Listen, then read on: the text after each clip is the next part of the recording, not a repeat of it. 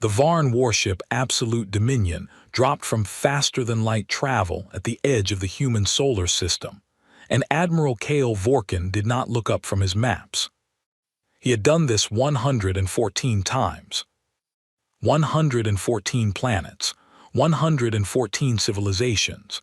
Every single one had the same moment, that long, sick silence when they looked at their own sky and understood what was hanging above their world. Some of them screamed. Some of them went very quiet. A few of them fired their weapons, which Vorkin respected in a distant, professional kind of way. The way a surgeon might respect the body's instinct to fight a blade. This planet was called Earth, which was one of the more unimaginative names Vorkin had come across. The species was called humans. They had a history of roughly 400,000 years and a recorded civilization of about 6,000, which was very young by galactic standards. Almost infant. Their fastest ships could move at roughly 0.5% of light speed. They had placed a structure on their moon and a small pressurized station on the fourth planet in their system, a rust-red rock they called Mars. Their military technology was the standard for a Class 4 world.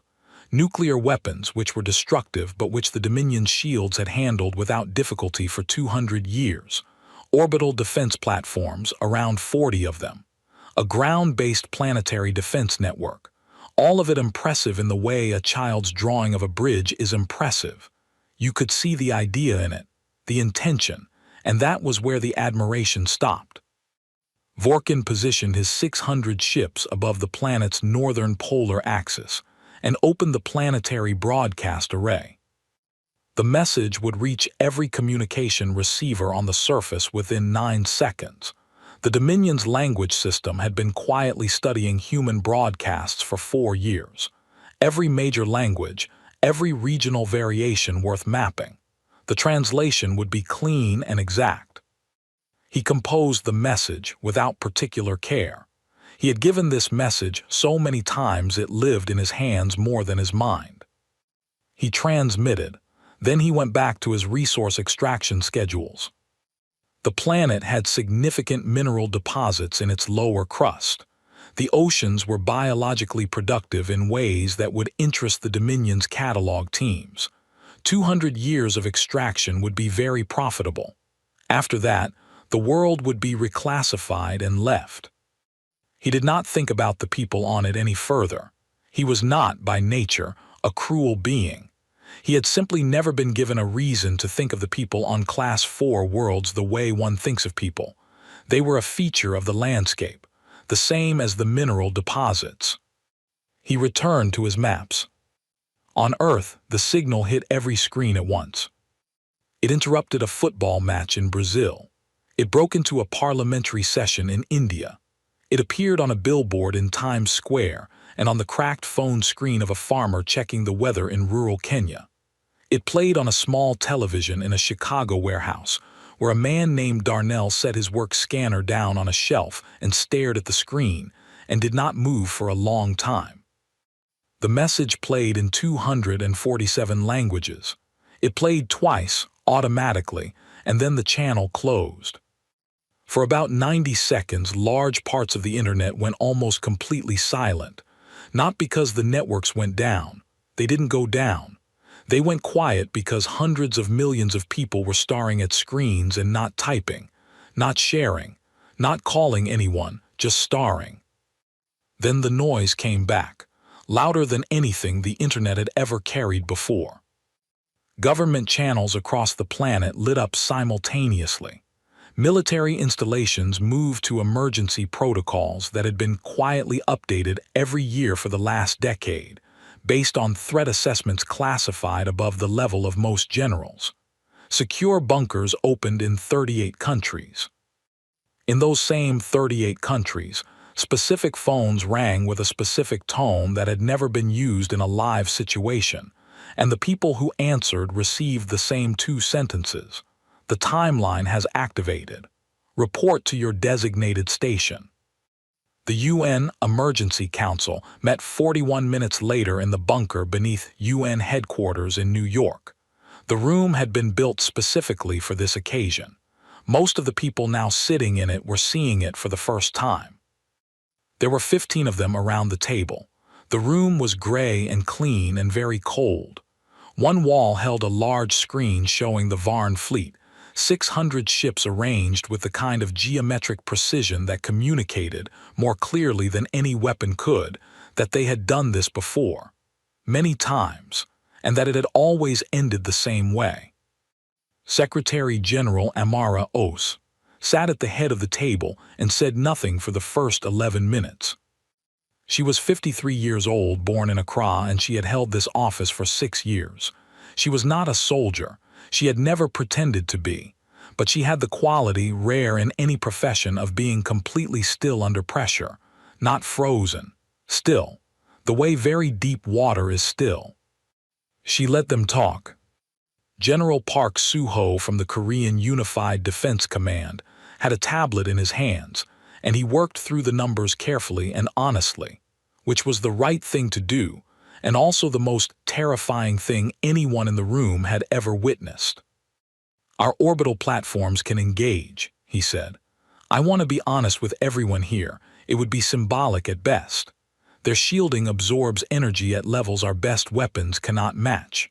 A fully coordinated nuclear strike, every platform firing at once, would not breach a single forward vessel. We have approximately 47 minutes of credible resistance before we are looking at unrestricted orbital bombardment. Then we negotiate, said Minister Farouk. We buy time. The message did not offer negotiation, said Commander Vasquez. Her voice was flat. It offered surrender. There is a meaningful difference between signing a document and genuinely complying, said Dr. Liu Wei, who had spent 30 years studying first contact scenarios and was discovering now that none of his models had included how his hands would feel when it was actually happening. We sign, we create space, we think. What we think about is how to dig our own planet's minerals out of the ground for 200 years while they catalog our oceans, said Commander Vasquez. That is what the next 2 centuries look like if we sign that document. Let's not dress it up. Nobody answered her. Amara had been watching all of them. She had a glass of water on the table in front of her. She had not touched it. She had, in the last 11 minutes, glanced at her watch 4 times. Former President Habimana, who had been brought in from Kigali because nobody had wanted to make this decision without him in the room, was watching her. He had noticed the watch. He was wondering what it meant. Secretary General Chen Hong leaned forward. Amara, you haven't said a word. I've been listening, she said. We need more than that right now. She reached into the folder in front of her. She placed a single sheet of paper at the center of the table. One number, printed large. 4,847. The room went quiet. Ships, she said. Nobody moved. She explained it the way she had rehearsed it, simply, and without drama, because there was already enough drama in the room, and adding more would not help anyone think clearly. 31 years earlier, the Farpoint Observatory Array, a deep space listening project classified several levels above the UN Security Council, had confirmed the existence of the Varn Dominion and its direction of expansion. Earth was in its path. The mathematics gave them 30 to 40 years before contact. 38 nations had begun building. In secret, not a token force, a fleet. Every resource that could be quietly redirected had been redirected. Every shipwright, weapons physicist, engineer, and military strategist who could be recruited without the general population knowing had been recruited. The construction happened in the deep black, past the orbit of Neptune, at coordinates outside any standard pre-invasion survey scan that a species doing routine reconnaissance of a Class 4 world would think to check. They had built for 31 years. They had built 4,847 ships. The silence in the room was enormous. Why, Minister Farouk said very quietly, were we not told? Because the Dominion has intelligence capabilities we don't fully understand, Amara said. One leak, One wrong conversation, one intercepted message, and they arrive with 10,000 ships instead of 600. We needed them to see a Class 4 world. We needed them to be confident about what they were looking at. She paused. We needed them here in our system before we showed them what they had missed. You let them come, Commander Vasquez said. Her voice had something complicated in it, not quite anger. Something that had spent a long time on the dark side of hope and was only now being turned toward the light. We needed them in our system, on our ground, inside our range, Amara said. The fleet is positioned at coordinates that their standard survey would never have checked for a Class 4 target. They have not found it. They came here and they looked at 40 orbital platforms and some nuclear weapons, and they made a decision about who we are. She let that settle. They made the wrong decision. How many people know? General Park asked. The crews of 4,847 ships, Amara said. The leaders of 38 nations, the 3 secretaries general who held this chair before me. And now us, Chen Hong said. And now you, Amara agreed, which is why I am asking for a decision. She laid it out clearly. The Council could send the surrender communication, buy time, stall the process, keep the Varn focused on paperwork and logistics while the fleet made its approach. Or the Council could authorize the fleet to move now, full speed, no pretense. The debate took 4 hours. It ended 11-4 in favor of the surrender communication. Amara voted with the minority. She listened to the final count without expression. She thanked the Council for their work. She walked out. She went down the corridor, through 2 security doors, into a small room with a single terminal and a single chair. The terminal connected through 7 encrypted relays to a receiver that had been in solar orbit at a distance of 2 astronomical units for the last 9 years. There were no markings on the terminal, nothing to indicate what it was for. Everyone who had known had either been told to forget it or had been careful never to ask. She sat down. She thought briefly about the weight of a thing this large finally arriving, not about strategy, just about the weight of it, the way a door feels when it opens and you know you will never close it again. Then she typed one word. Begin. She sat in the quiet of the room after she sent it. The air recycler hummed. The room smelled of plastic and cold metal. Then she stood up, straightened her jacket, and went back to help the Council draft the formal surrender communication to the Varn Dominion. Vorkin received Earth's surrender 17 hours later. He read it, signed the acknowledgement, transmitted the standard response regarding the labor auxiliary transition timeline. He set down his stylus and allowed himself a moment of professional boredom. They always surrendered, 114 out of 114. It was almost too predictable to feel satisfying. His navigation officer spoke. Admiral, there is a ghost signal on the long-range array, bearing approximately 42 degrees off the ecliptic. Origin point is deep space. Coordinates show nothing on any survey. Vorkin looked at the display. The signal was faint, almost nothing. Drive wake interference from their FTL entry could produce readings like this. So could diffracted starlight under certain conditions. There was nothing at those coordinates. The pre-invasion survey had confirmed empty space. How long did it last? It appeared briefly and stopped. Log it, keep monitoring. If it repeats, I want to know. He looked at the signal for 3 more seconds. Then he looked away. There was nothing out there. Class 4 worlds did not hide things in deep space. They barely had the technology to reach the edge of their own solar system. Whatever the ghost signal was, it was a sensor artifact. It was nothing. He went asleep. In the deep black at coordinates, a Varn survey drone had passed without slowing. The lights came on. 1 ship, then 10, then 50, then 300, then 800, then 1500. Then 3,000, and the number kept climbing, ship after ship waking from standby to full operational, running lights blinking on in the darkness like a field of cold stars learning they were allowed to be seen. 4,847 human ships, built from 3 decades of fear and stubbornness, and the very human refusal to face the end of everything without first throwing everything they had at it. On the bridge of the fleet's flagship, hull designation ESF-001, no name painted on its hull, unnamed all these years because naming it made it real, and making it real before the time was right had been a risk they could not take. Admiral Yusuf Mubarak read Amara's one word on his terminal. He stood. He looked at his crew, men and women and people who had trained for this moment for most of their adult lives. Some of them had parents who had trained for it before them, children of the program, every one of them carrying 31 years of preparation in their bones. "All ships acknowledge," Admiral Mubarak said. His voice was steady. "We move in 12 hours. He looked at the distant light of humanity's sun, small and yellow and very far away. "We're coming," he said quietly. "To no one in particular.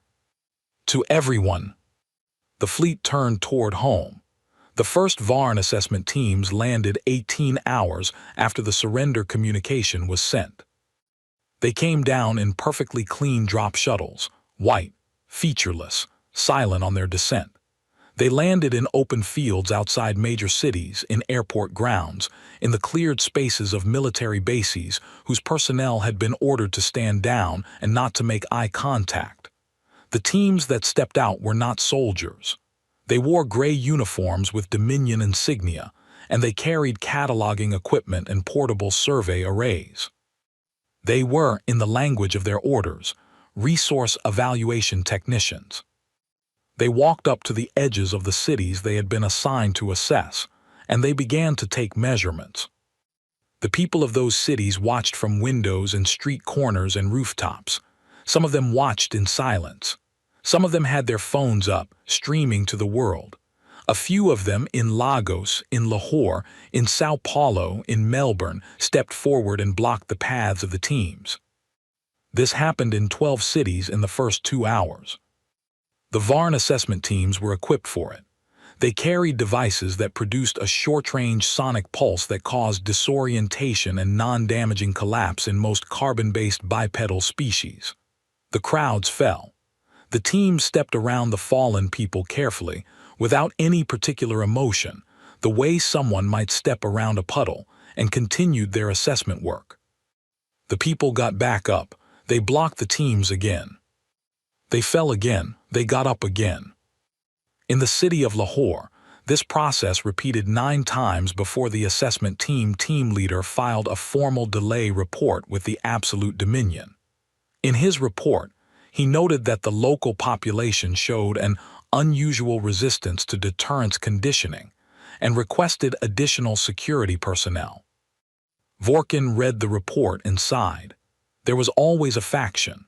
On every world, without exception, some portion of the population could not accept what their leadership had signed. It always resolved itself within a few weeks. He approved the additional security request and moved on to the extraction timeline documents. On the 41st floor of the UN building, the real one, not the bunker, Amara Os, sat across a glass table from Varn Overseer Teth, who was the Dominion's official transition administrator for Earth. Teth was tall and thin, and very still in the way of someone who has never needed to move quickly, because everything has always moved out of his way. His skin was a deep gray blue. His eyes were large and pale and processed light in ways that were slightly different from human eyes. He saw into the low infrared range, which meant he could see body heat, which meant he could see the blood moving under Amara's skin even when her face was completely neutral. He used this to his advantage. He always knew when humans were nervous. He could not read Amara at all. "The transition documentation you have submitted is incomplete," Teth said. His voice came through a translation device clipped to his collar. The sound that emerged was smooth, almost pleasant. We are missing the regional governance structure surveys for 43 provinces, the industrial capacity assessments for 17 coastal zones, and the population census confirmations for. I understand, Amara said. We are working to complete those submissions. The bureaucratic infrastructure of a planet with 8 billion people and 195 sovereign nations requires coordination time. I hope the Dominion can appreciate the logistical complexity. The Dominion has processed transition for civilizations of similar complexity in less time. We are doing our best to move efficiently, Amara said. I also wanted to raise the question of humanitarian provisions during the transition period. Specifically, the matter of civilian access to food distribution networks. Our models suggest that the presence of assessment teams in agricultural zones is creating supply chain disruption. Teth held up a hand. Overseer Osai, he said, and he used the title wrong, and Amara did not correct him. You are aware that the Dominion's patience for procedural delay is not unlimited. Of course, Amara said. I am not attempting to create delay. I am attempting to ensure a smooth transition that serves the interests of both parties. An unstable civilian population during the extraction setup phase would be counterproductive for the Dominion's own. We will stabilize the civilian population, Teth said. That is not your concern. I understand, Amara said. I will have the remaining documentation submitted within 24 hours, Teth said. We will do everything we can, Amara said. Teth looked at her with his pale, heat-treating eyes. He could see her blood moving through the vessels in her face. Calm and steady, every reading. He had never met a human whose body read this still. He found it, in a way he could not quite place, unsettling. He closed the meeting. Amara walked back to her office, sat down, and allowed herself 45 seconds of complete stillness. Then she picked up the documentation files she had been incompletely submitting for the last 18 hours and began introducing 7 new procedural errors into the governance survey forms. She checked her clock. 8 hours and 22 minutes. The city was called Resistencia. It was a mid-sized city in northern Argentina, and it had not, despite its name, been chosen for what happened there for any poetic reason. It had been chosen because it contained a military base, and the base's commanding officer, a general named Marcos Riene who had 3 daughters and a long career of doing what he was told, and had decided in the last 48 hours that he was done with that, had refused to stand his people down. He had locked the base. He had put his soldiers on the walls. When the Varn assessment team came, he had spoken to them over a loudspeaker and told them to leave. They had filed a report. The report went up through Teth's administrative structure and landed on Vorkin's desk, and Vorkin read it and made a decision in about 12 seconds. He selected 3 ships from the orbital formation and gave them targeting coordinates. The bombardment lasted 9 minutes. The base was destroyed. 3 blocks of the city around it were also destroyed, which was not intentional but also was not something anyone filed a report about. 412 people died. Many more were injured. The rest of the city fled. The message was clear. The Dominion made sure its translation array broadcast an explanation of what had just happened to every screen in Argentina and to a significant portion of South America. Non-compliance with transition protocols has consequences. We encourage cooperation. In the UN bunker, the council watched it happen on the screen. The room was completely quiet when it ended. 3 of the members who had voted for the surrender strategy were no longer looking at the screen. They were looking at the table. One of them, a minister from Central Europe, whose name the history books would later not remember kindly, said, in a very quiet voice, that perhaps the council should consider advising the remaining military installations to genuinely stand down. We signed the document, he said. If we are going to sign it, we should. Commander Vasquez turned to look at him, with an expression that ended his sentence before he finished it. Amara had not looked away from the screen.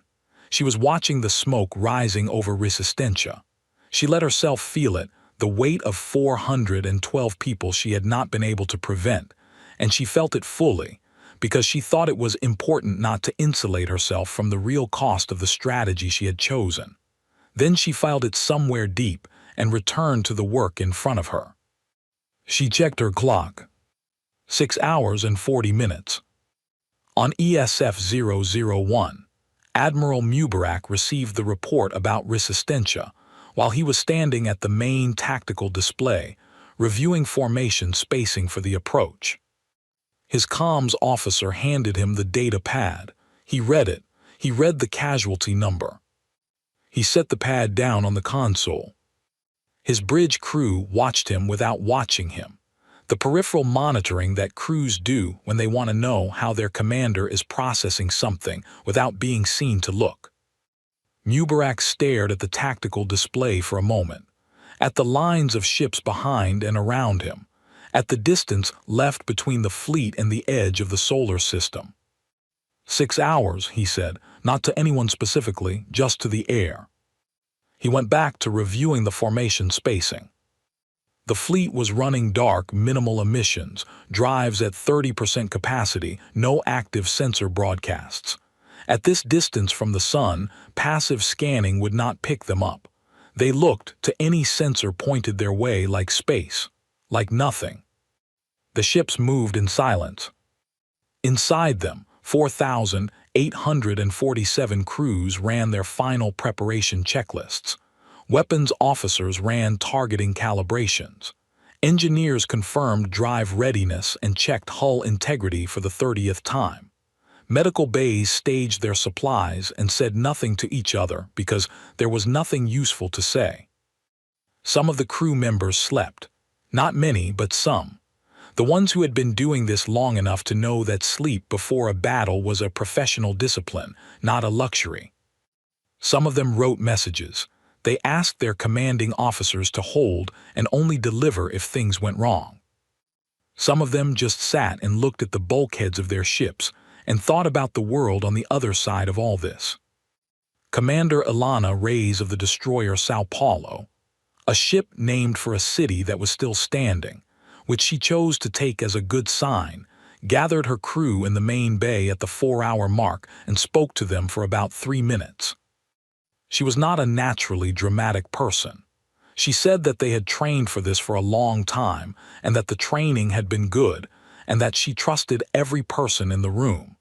She said that the mission was to go home, engage the fleet in orbit, and make it clear to the Varn Dominion that they had made a very serious miscalculation about this planet and this species. Then she said, "When this is over, I'm buying the first round, every single one of you." Somebody in the back laughed. It was a real laugh, the kind that comes when tension finds the only exit it can find. Ilana returned to the bridge. Back on Earth, the council was fracturing. The minister who had spoken after the Resistencia footage was now not alone. A second vote was being pushed, not for full compliance, but for issuing a statement calling on remaining military installations to stand down voluntarily, to reduce the risk of further bombardment. 3 members were supporting it. Amara blocked it procedurally. She used a council charter clause about emergency authority during ongoing threat assessment that no one had ever needed to use before. The minister looked at her across the table. "How long are you planning to drag this out?" "As long as it needs to be dragged out," she said. "People are dying." "I know." "Then 412 people died in Resistencia," she said. "I know every one of those deaths is real and I am not asking you to think otherwise, but I am asking you to trust the math. Sit down." He sat. He was angry. He would remain angry for a long time.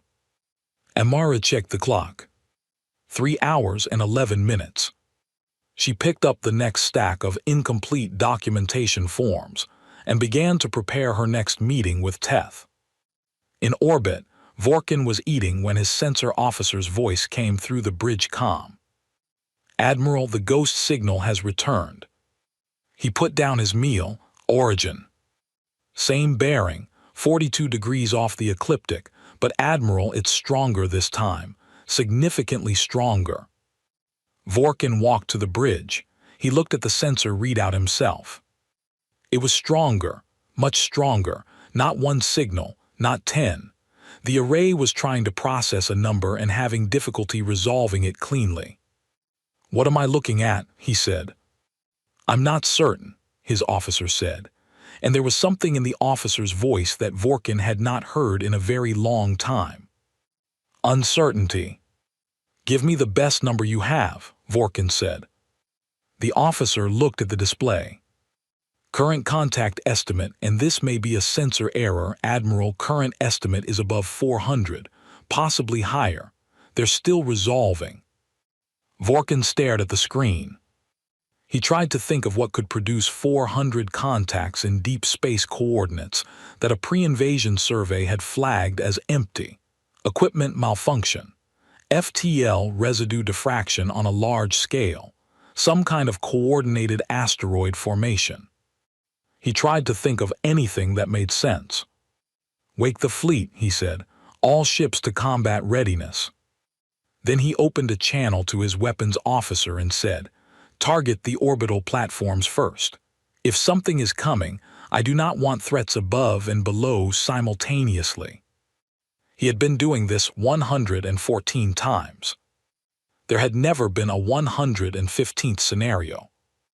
Until now, the number on Vorkin's sensor display kept climbing. At first it had been 400. Then the resolution improved and it became 700. Then 1200.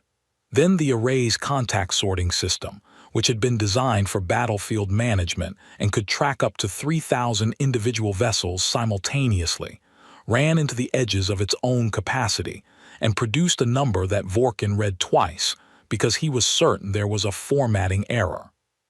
There was no formatting error. 4,847 contacts. Classification, artificial vessels. Drive signature analysis, incomplete. Weapon signature analysis, incomplete. Species of origin, analysis ongoing. Vorkin stood very still at the sensor console. He had a fleet of 600 ships. He was looking at nearly 5,000. His first officer, Commander Ashan, stepped up beside him and looked at the same display. There was a pause. "Admiral," Ashan said. "I see it," Vorkin said. "Should I?" "Get me weapon classifications as soon as the analysis resolves," Vorkin said, "and tell me the moment any of those contacts change bearing." He went to his command chair and sat down. He pulled up the pre-invasion survey of this system on his secondary display. He looked at the coordinates where those contacts were now appearing. He looked at the survey data for those same coordinates. The survey had marked them empty. Confirmed empty, in fact.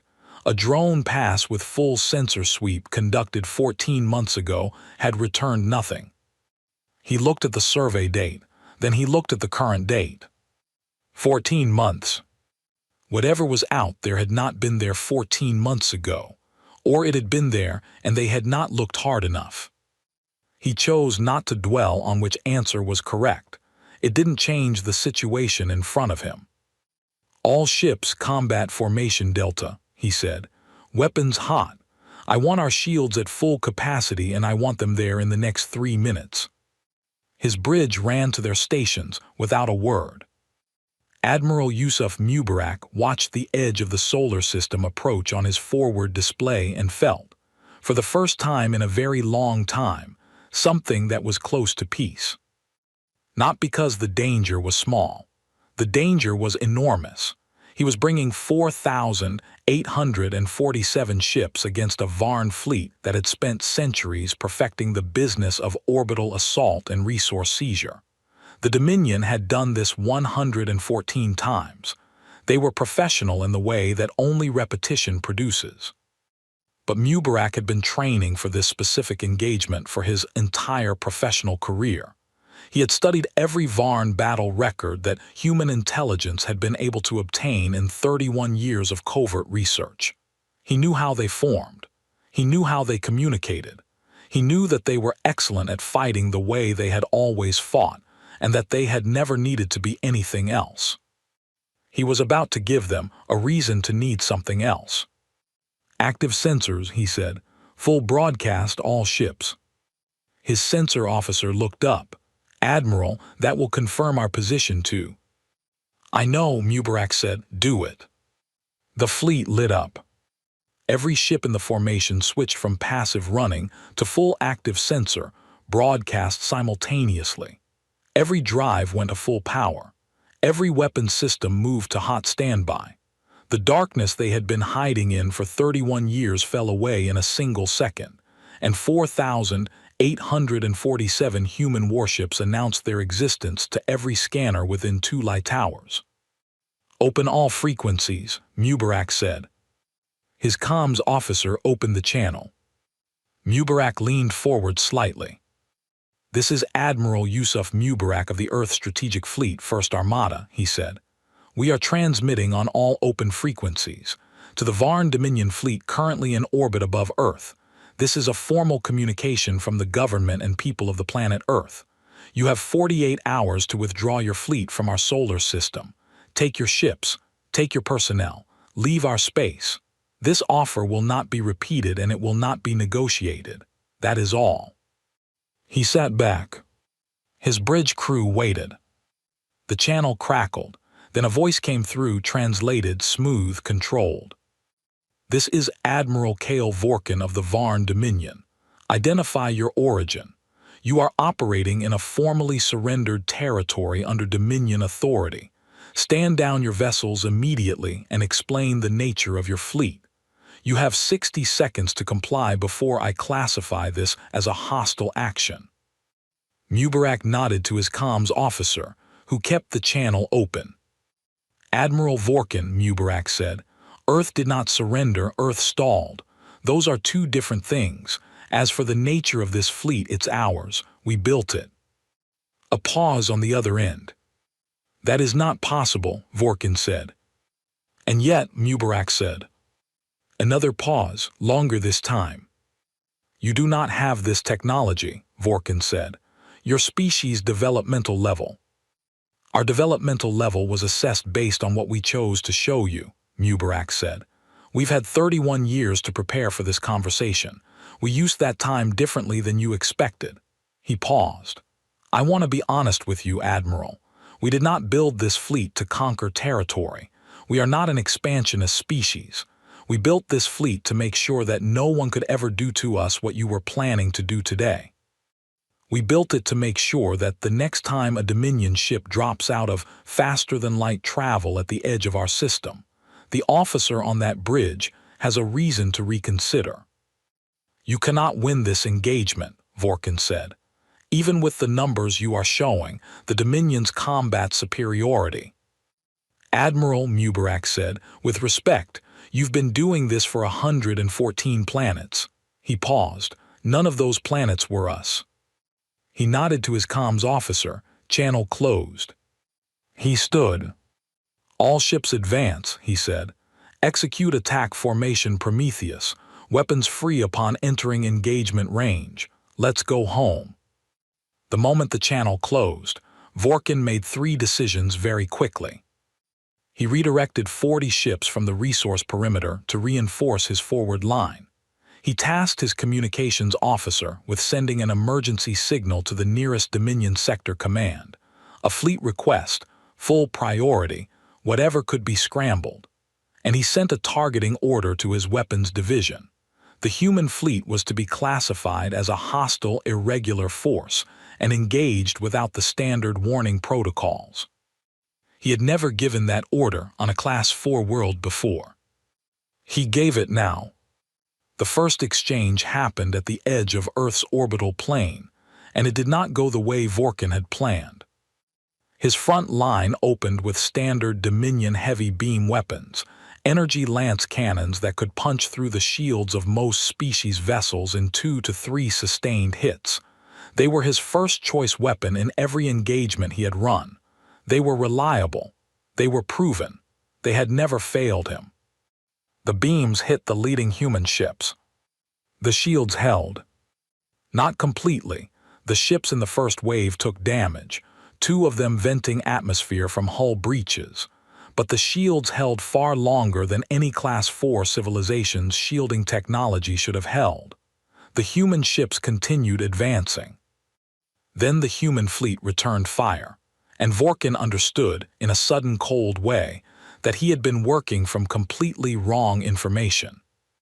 The weapons the human fleet carried were not the weapons of a Class 4 civilization. They were something else, something built from a combination of human engineering principles and 30 years of reverse engineering every piece of Varn technology that human intelligence had been able to get its hands on. Energy signatures that the Dominion's own scanners had trouble categorizing. Kinetic delivery systems married to directed energy payloads in configurations that the Dominion's defensive architecture had not been designed to handle, because no one had ever needed to handle them before. In the first 4 minutes of the engagement, Vorkin lost 11 ships. He had never lost 11 ships in the first 4 minutes of anything. He lost them not to a single devastating weapon. He lost them to overlapping, coordinated fire from multiple angles simultaneously. The human fleet spreading across his formation like water finding gaps, targeting the junctions between his shield projectors, the spaces between his ships where coverage overlapped weakly. They had studied his formation geometry. Of course they had, 31 years, they had studied everything. Vorkin began to adapt.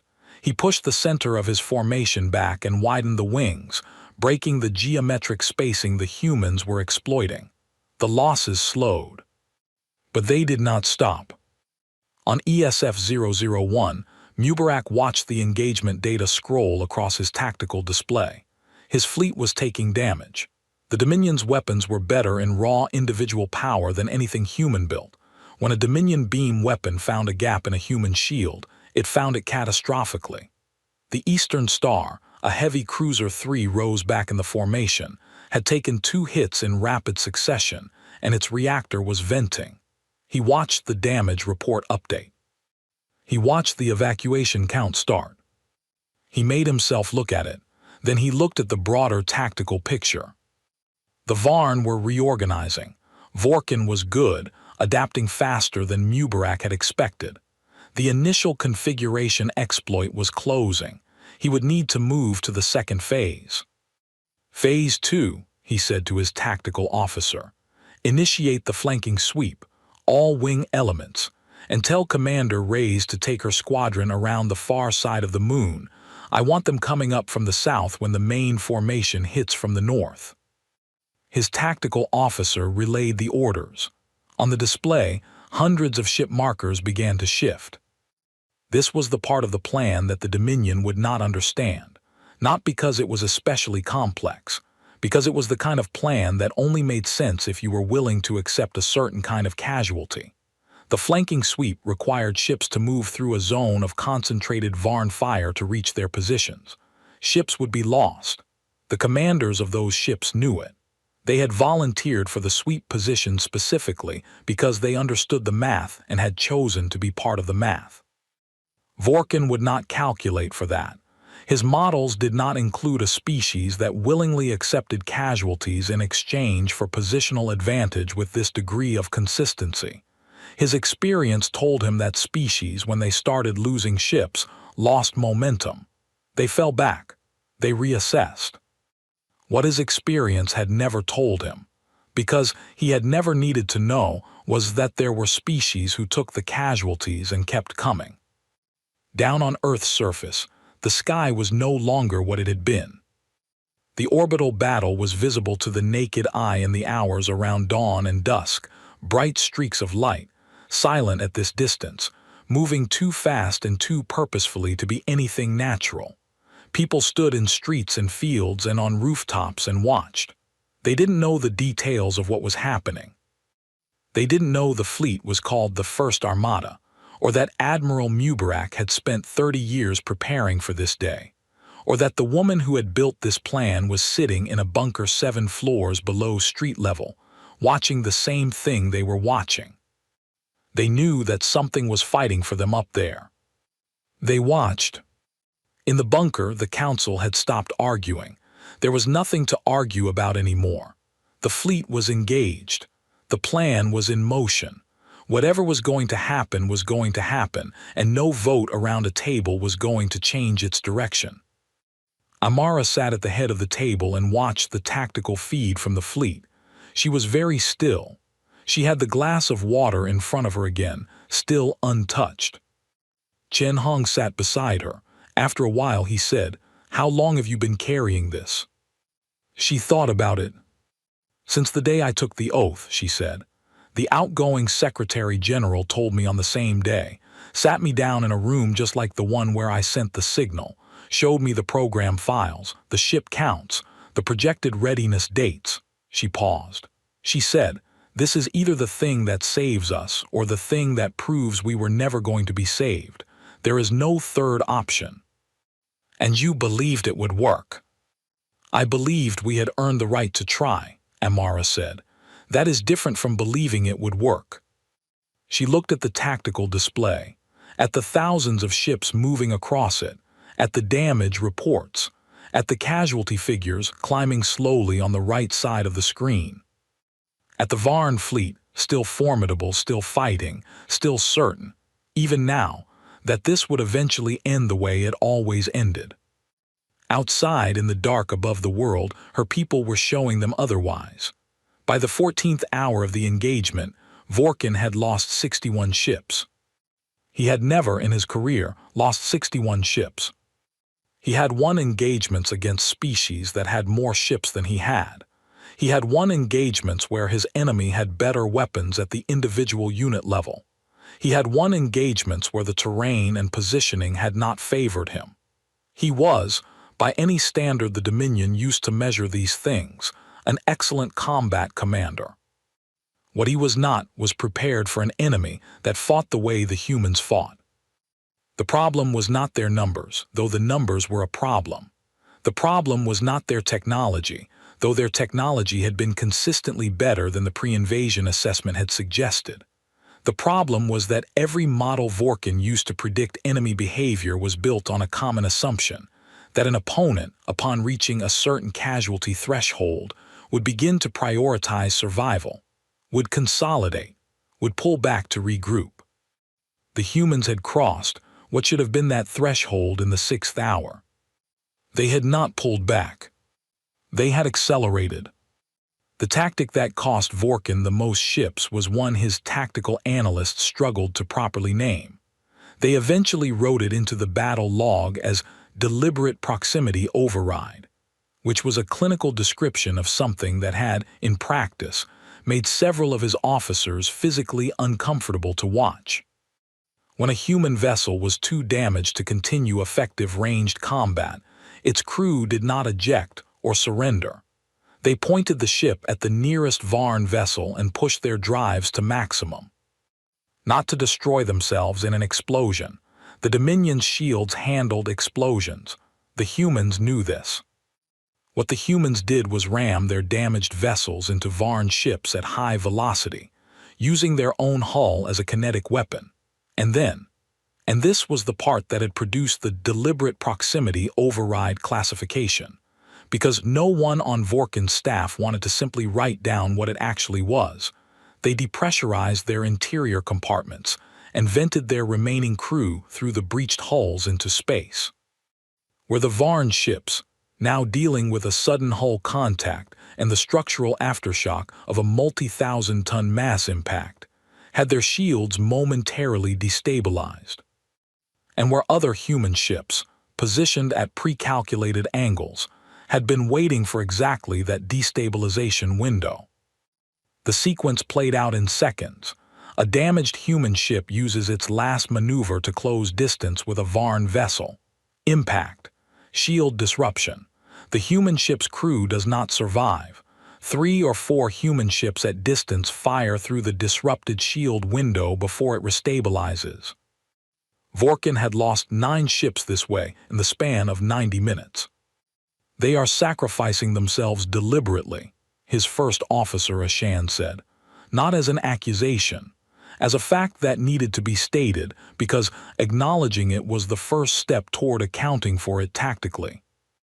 I know, Vorkin said. Our models don't. I know, Vorkin said again. He looked at his display. He was adapting. He was keeping his damaged vessels further back now to minimize the windows for this tactic, keeping his ships in tighter mutual shield support configurations so that the destabilization windows were covered by adjacent ships. He was adapting and it was working. The problem was that every time he adapted, the humans adapted back. Commander Ilana Reyes brought her squadron around the moon's far side at the beginning of the 15th hour. She had 14 ships left out of the 17 she had started with. The Mumbai had taken a beam hit that had destroyed its forward drive section and was running on residual momentum. The Lagos had lost 3 of its 4 weapons systems and was fighting with the one remaining, which its weapons crew had reportedly named Carlos, and were treating with more affection than was probably standard. The Sao Paulo itself had hull damage along the port side that was leaking atmosphere at a rate that Ilana was choosing to classify as manageable. She had trained her crew for 6 years. She had been with this program for 11. She had not been born into it, the way some of the younger crew members had been. She had been recruited at 32 after a career in the Brazilian Naval Service. After a quiet background check she hadn't understood at the time.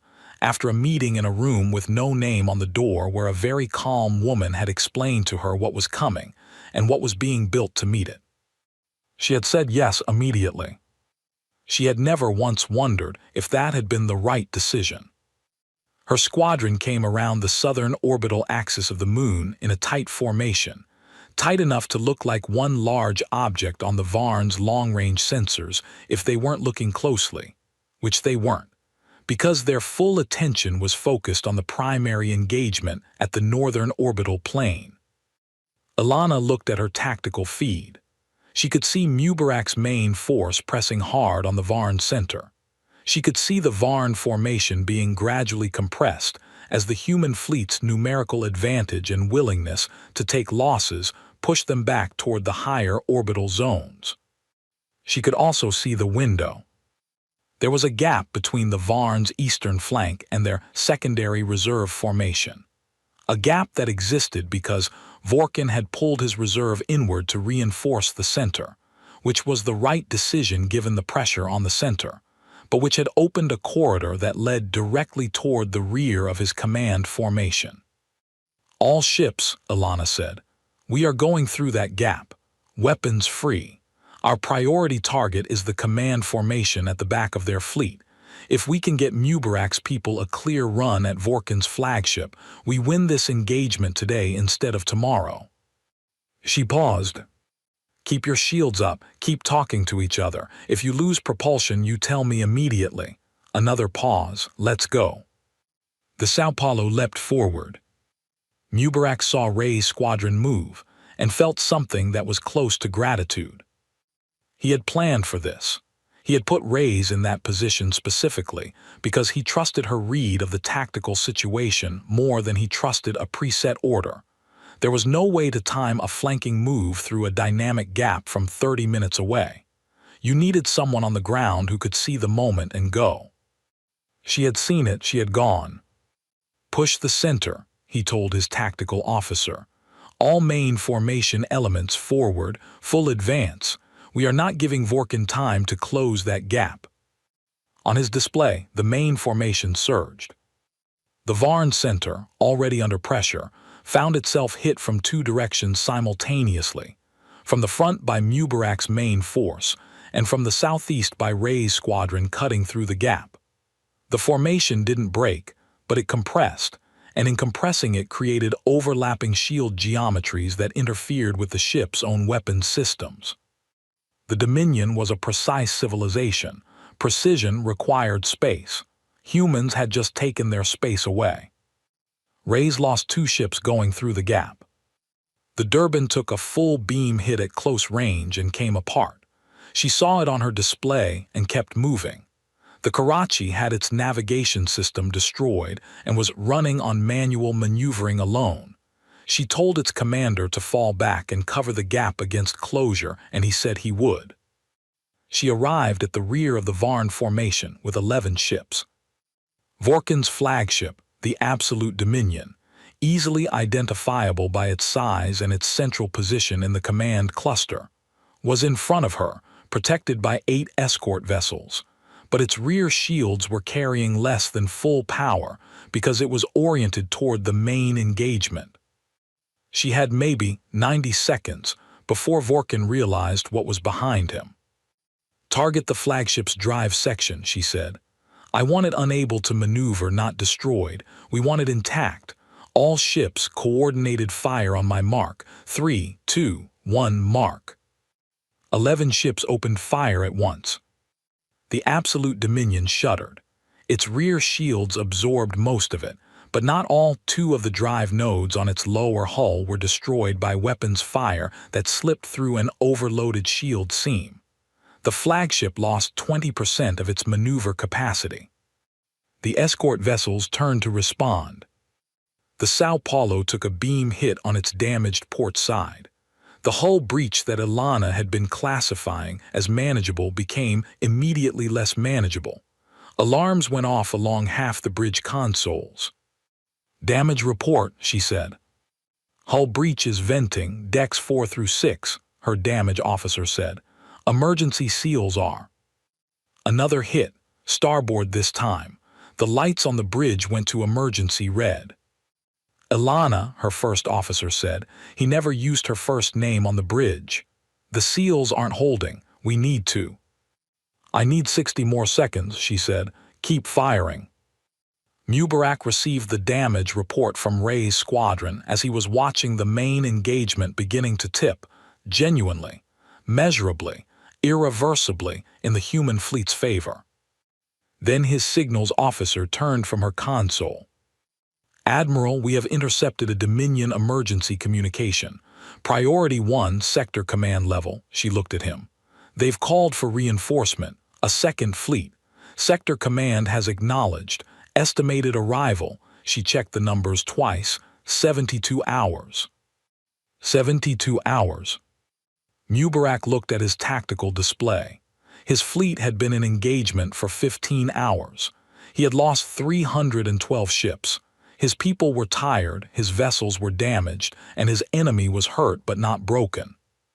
And in 72 hours, a second Varn fleet would arrive. He did not allow himself to think about what a second fleet looked like. He already knew the Dominion Sector Command could mobilize between 800 and 1,200 vessels on a priority response request. "How long can we maintain this engagement pace?" he asked his tactical officer. The officer was quiet for a moment, running the numbers. "At current attrition rates, 36 to 40 hours of effective combat capacity." 36 to 40 hours. He needed to end this in 36 hours, with enough fleet remaining to present a credible deterrent to the reinforcement fleet when it arrived. He looked at the Absolute Dominion on his display, partially disabled, surrounded but fighting. Vorkin was still in command, still adapting, still directing a fleet that was losing but had not lost. To end this engagement, he needed that ship. He needed Vorkin. "Get me Commander Ray's," he said. Ray's answered immediately. Her bridge was loud behind her, the sound of damage control. "I see the flagship," she said before Mubarak could speak. "I've been working on it. Her drives are partially disabled. If you can get me 2 more squadrons from the main formation, I can." "Ilana," Mubarak said. She stopped. "What's your ship's status?" A pause, manageable. "Honestly." A longer pause. "We can fight for another 6 hours before the hull integrity becomes a hard problem." "Pull back your squadron to the rally point," Mubarak said. "You've done your job, you opened the gap. I'll send fresh ships through it." "I can." "You've done your job," Mubarak said. "That's not criticism. That's the most important thing I will say to you today." He held the channel open for a second. "Well done, Commander." He cut the channel. He turned to his tactical officer. "I need 6 squadrons from the northern formation. Send them through Ray's Gap. Target the flagship and its escort cluster. I want them pushing Vorkin toward the central engagement zone. I want him surrounded, not cornered. A cornered enemy fights harder. An encircled one has a decision to make." "Yes, Admiral." He looked at the display, at the battle that had been building for 31 years, at the ships and the people and the terrible, extraordinary cost of what they were doing. At the 64 hours, they had left before the Second Fleet arrived. "It ends today," he said quietly. He was not certain he believed it yet, but he needed to, so he said it. On the display, 6 squadrons turned toward the flagship. They moved. The 6 squadrons hit Vorkin's escort cluster from 3 directions at once. 2 of the escort vessels went down in the first exchange. A third lost its weapons systems and drifted. The remaining 5 pulled into a tight defensive formation around the absolute dominion, and for 20 minutes they held, genuinely held, absorbing hit after hit, giving back as good as they were getting, because Varn escort crews were not poorly trained, and they understood what it meant to let a command ship fall. But there were too many human ships pressing from too many angles. By the 18th hour of the engagement, the absolute dominion was alone. Its shields were at 40%. Its drive capacity was at 30%. It had lost half its weapon systems, but the remaining half were still firing, still accurate, still doing damage to the ships pushing it back toward the center of the battle. Vorkin was good.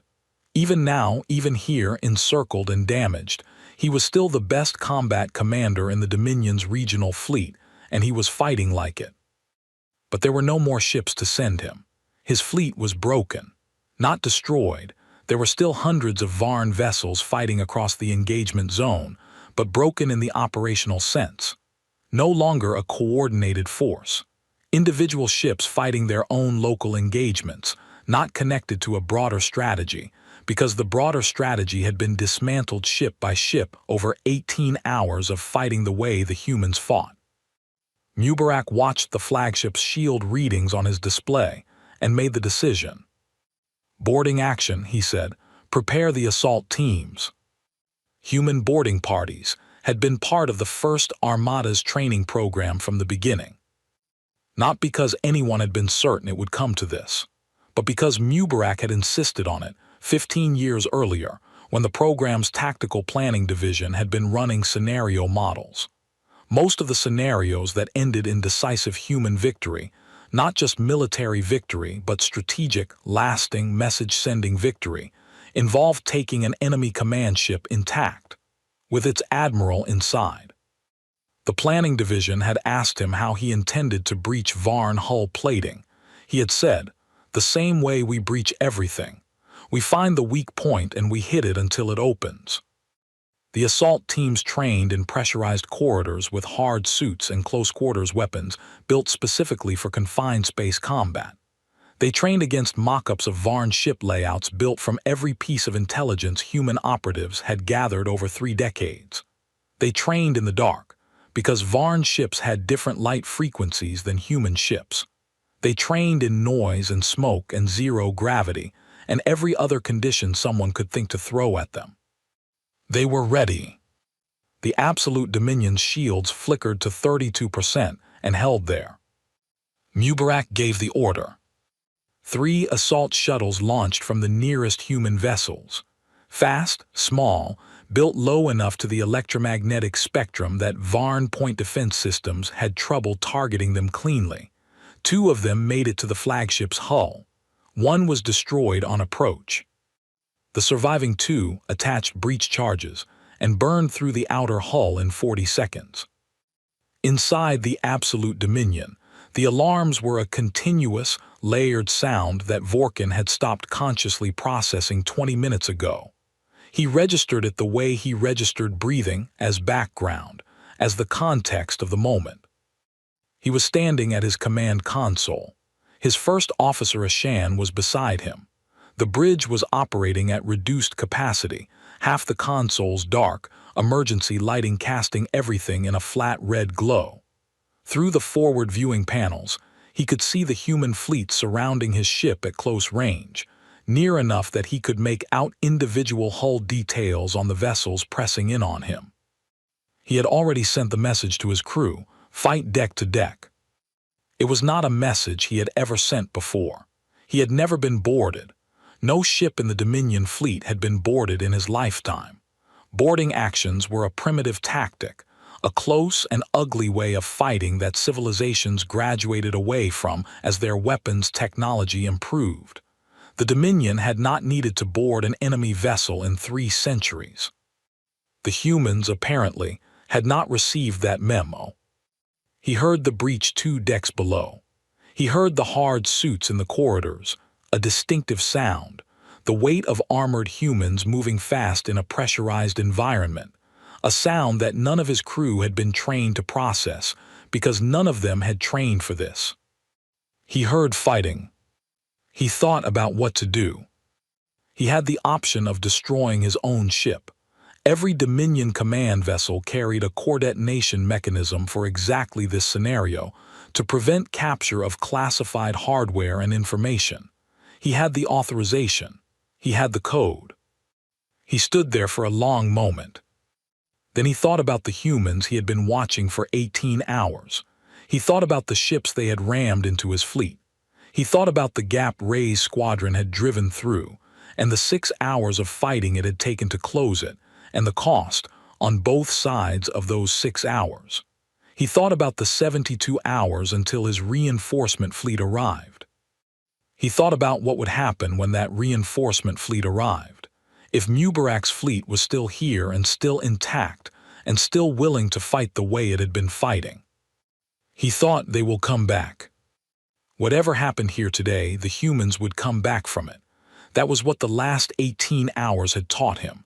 Not that they were unbeatable, not that the Dominion could not ultimately overwhelm them with sufficient force, but that they would come back, again and again and again, with whatever they had left from whatever direction presented itself, until the last one of them was gone. They would come back because that was what they were. That was the fundamental characteristic of this species that no pre-invasion survey had ever measured, because no pre-invasion survey had ever needed to measure it. They did not stop. He could detonate the core. He could kill everyone on this ship, his crew and the humans boarding it. He could deny them the symbolic prize of the command vessel. And then the reinforcement fleet would arrive in 72 hours, and it would find Mubarak's fleet waiting for it, and they would fight again, and the humans would take more casualties, and the Dominion would take more casualties, and eventually the weight of Dominion numbers might be enough. Or it wouldn't, because they did not stop. He put his hand down from the detonation panel. "Ashan," he said. "Admiral, tell our people to cease fighting. Open the bridge doors." Ashan stared at him. "Admiral." "Do it," Vorkin said, "and open a channel to the human fleet, all frequencies." The bridge doors opened. The first human through them was wearing a hard suit with no markings except a flag painted on the left shoulder. A flag Vorkin's translation system identified as the flag of a country called Nigeria. The soldier and Vorkin could see, through the helmet visor, that the soldier was a woman, young, with a cut above her eye from something that had happened in the corridor fighting, came through the door with her weapon raised, and swept the room with the thoroughness of someone who had trained for this moment many times. She was followed by 4 more soldiers, then a 6th figure, taller, moving with the particular careful deliberateness of someone who was used to rooms going quiet when they entered. Admiral Yusuf, Mubarak took off his helmet. He looked around the bridge. He looked at the damage, at the red emergency lighting, at the console readouts showing the state of the battle outside, at the Varn crew, hands visible still. At Vorkin, standing at the center of it all, straight-backed, still composed, with the particular kind of dignity that belongs to someone who has made a decision they intend to carry without flinching. Mubarak stopped a few meters away from him. The two of them looked at each other for a moment. "Admiral Vorkin," Mubarak said. "Admiral Mubarak," Vorkin said. A pause. "I have opened a channel to my fleet," Vorkin said. "They have been instructed to cease engagement. I am prepared to formally withdraw from this system." He paused. "I want to know one thing." "Ask it," Mubarak said. "We surveyed this system 14 months ago," Vorkin said. "We found nothing. We found a Class 4 civilization with a primitive military and no capacity for the fleet we encountered today." He looked at Mubarak with his pale eyes. "How long have you been building?" 31 years, Mubarak said. Vorkin took that in. "You built all of this," he said, "in 31 years, knowing we were coming." "Knowing someone like you was coming," Mubarak said. "We didn't know your name, we knew the shape of the problem." "And your people," Vorkin said. "They were never told. 8 billion people on that planet below us, and they didn't know their government had been building a war fleet for 3 decades. "No," Mubarak said. "Wasn't that a deception?" Mubarak considered this seriously. "We were protecting the secret. One leak would have changed the math badly enough that we might not be having this conversation." He paused. "They know now." Vorkin was quiet for a moment. "My reinforcement fleet arrives in 69 hours, he said. "I know," Mubarak said. "They will have the engagement data. They will come with a larger force and better preparation." "I know that too." "Then you understand that this is not over." Mubarak looked at him steadily. "No, this engagement is over. Whether the larger conflict is over depends on what your reinforcement fleet's commander decides when they arrive and see what's waiting for them." He paused. "I'd like to believe that a species as old and as experienced as the Varn Dominion is capable of recognizing a situation and making a rational decision about whether to continue it." Vorkin looked at him for a long moment. "And if they are not?" "Then we fight again," Mubarak said, simply, without drama, "and we keep fighting until someone makes a rational decision." Vorkin was quiet. Outside the viewports, the guns had gone silent. The engagement zone that had been lit with weapons fire for 19 hours had gone dark. Human ships and the surviving Varn vessels floated in the same space, still, the way debris floats after a storm. "I will recommend withdrawal," Vorkin said at last, "to my fleet, to Sector Command, to the reinforcement fleet when it arrives." He paused. "I cannot guarantee they will follow my recommendation." "I understand," Mubarak said. "That's all I'm asking, your honest recommendation." He extended his hand. Vorkin looked at the gesture. He knew what it meant. The translation system had flagged it as a human gesture of formal agreement and mutual respect, typically involving physical contact with the open hand. He reached out and took it. They shook hands in the red emergency lighting of a broken bridge, on a ship that had come to take a world and found something it had not prepared for. The formal ceasefire was transmitted across the engagement zone within the hour. The Varn fleet began its withdrawal from Earth orbit 18 hours later, after the logistical details of the disengagement had been worked through.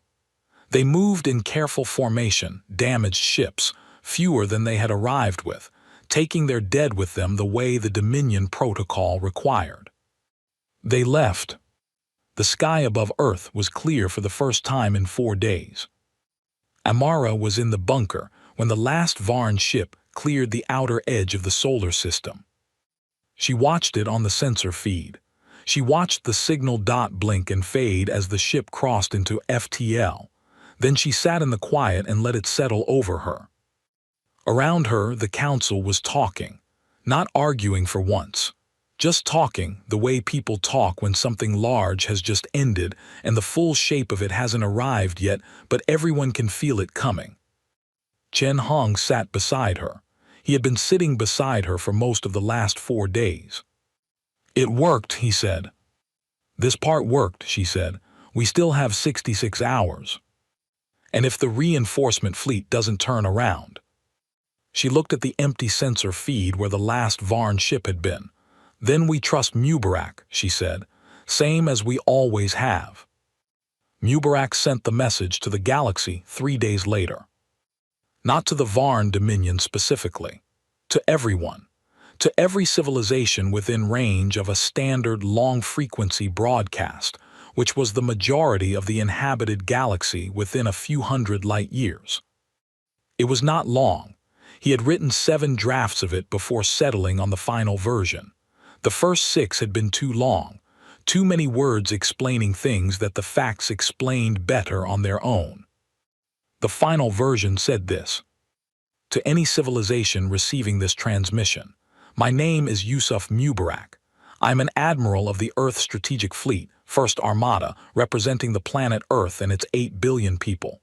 4 days ago, a fleet of 600 Varn Dominion warships entered our solar system and demanded our surrender. We refused. We engaged their fleet and disabled their command vessel. Their fleet has withdrawn from our system. We are not a warlike species. We do not seek territory. We do not seek conflict. We built this fleet because something was coming for us and we chose to be ready. We are always ready. Earth is not available. That is all." The message was attached to the full sensor record of the engagement, every minute of it, every weapons exchange, every formation shift, every ship lost on both sides, every decision made. Anyone who wanted to understand what had happened could watch it from beginning to end and draw their own conclusions.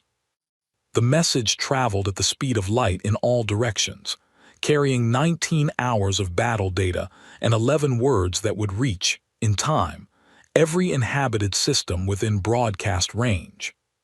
412 light-years away, in the outer orbital station of a system whose name translated roughly as the collective governance of the seventh sun, a data officer named Pereth pulled the incoming broadcast from the long-frequency queue and ran it through the translation matrix.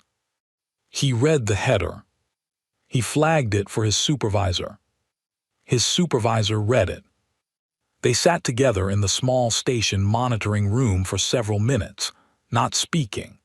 Then the supervisor brought up the expansion projection maps on the secondary display, the charts that showed the seventh sun's planned territorial growth trajectory over the next 100 years. One of the corridors on that chart passed through a sector that contained, among other minor systems, a small yellow star with 8 planets, the third of which was a green-blue world with large surface oceans. The supervisor looked at that corridor for a long time. Then she highlighted it on the chart. She flagged it with a single notation. "Do not approach." She saved the file, she closed the display, she went back to her other work. The message kept traveling, outward into the dark in all directions, getting smaller and fainter with distance, but never quite stopping, the way light never quite stops, just grows too faint to measure. Carrying its 11 words across the years. We are always ready. Earth is not available. In the solar system it had come from, on the planet it was about, 8 billion people looked up at their own sky, clear now, quiet now, belonging to them again, and most of them knew none of the details and all of the feeling. They were still here. That was enough. That was, for now, everything.